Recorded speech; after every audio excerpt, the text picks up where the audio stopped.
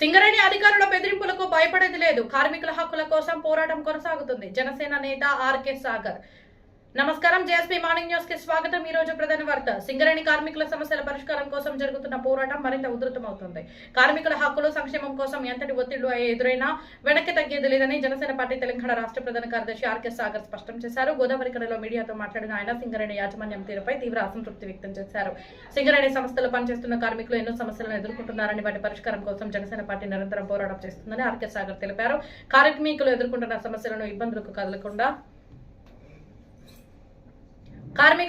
ఇబ్బందులను అధికారుల దృష్టికి తీసుకెళ్లినా సమస్యల పరిష్కారంలో ఆశించిన స్థాయిలో స్పందన కనిపించడం లేదని విమర్శించారు.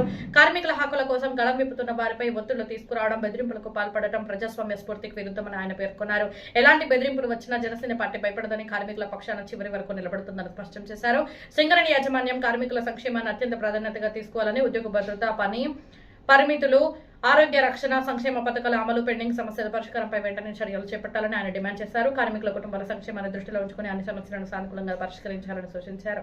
సింగరేణి సంస్థ అభివృద్ధిలో కార్మికుల పాత్ర అత్యంత కీలకమని పేర్కొన్న ఆర్కే సాగర్ వారి కష్టానికి తగిన గౌరవ, భద్రత, సంక్షేమం కల్పించడం యాజమాన్యం బాధ్యత అని అన్నారు. కార్మికుల న్యాయమైన డిమాండ్లను విస్మరించే పరిస్థితి ఎప్పటికీ అంగీకరించబోమని స్పష్టం చేశారు. అవసరమైతే కార్మికులతో కలిసి మరింత విస్తృత స్థాయిలో ఉద్యమాలు చేపట్టేందుకు జనసేన పార్టీ సిద్ధంగా ఉందని ఆయన హెచ్చరించారు. కార్మికుల ప్రయోజనాలకు విఘాతం కలిగించే నిర్ణయాలను వ్యతిరేకిస్తూ వారి హక్కుల పరిరక్షణ కోసం చివరి వరకు పోరాటం కొనసాగిస్తామని ఆర్కే సాగర్ తెలిపారు.